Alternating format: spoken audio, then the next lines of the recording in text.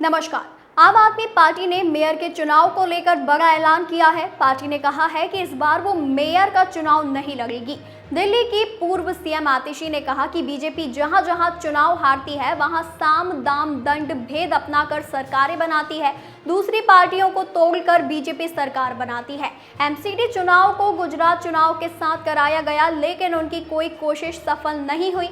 पिछले 2.5 साल से आम आदमी पार्टी के पार्षदों को बीजेपी तोड़ कर लेकर के गई। हम किसी भी विधायक या पार्षद को खरीदने बेचने में यकीन नहीं करते।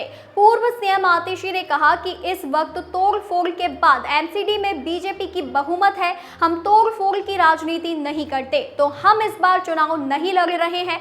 बीजेपी अपनी ट्रिपल इंजन की सरकार चलाए, दिल्ली के कानून से लेकर सफाई तक की जिम्मेदारी निभाए। हम एक मजबूत विपक्ष की राजनीति निभाएंगे।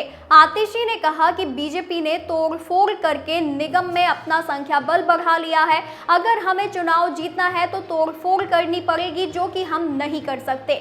आम आदमी पार्टी की मेयर चुनाव में हिस्सा न लेने के फैसले के बाद अब बीजेपी की तरफ से आपके इस कदम पर निशाने साधे जा रहे हैं। बीजेपी के दिल्ली प्रवक्ता प्रवीण शंकर कपूर ने कहा कि आम आदमी पार्टी अच्छी तरह जानती है कि वो दिल्ली नगर निगम में न सिर्फ बहुमत खो चुकी है, बल्कि पिछले 2.5 साल में नगर निगम का प्रशासनिक एवं रखरखाव कार्य दोनों ठप कर दिए हैं। इसी के चलते अब आम आदमी पार्टी त्याग का नाटक कर रही है। बीजेपी के प्रवक्ता ने कहा कि जहां आम आदमी पार्टी के मेयर चुनाव से पीछे हटने पर पार्टी को घेरने का काम किया है, वहीं दूसरी तरफ उन्होंने कहा कि कांग्रेस आपके गठबंधन की भी बात कही। उन्होंने कहा संभव है यहां से आगे आप और कांग्रेस गठबंधन करें। हालांकि इससे पहले दिल्ली विधानसभा चुनाव में कांग्रेस और आम आदमी पार्टी ने गठबंधन नहीं किया था और अकेले ही मैदान में उतरे थे।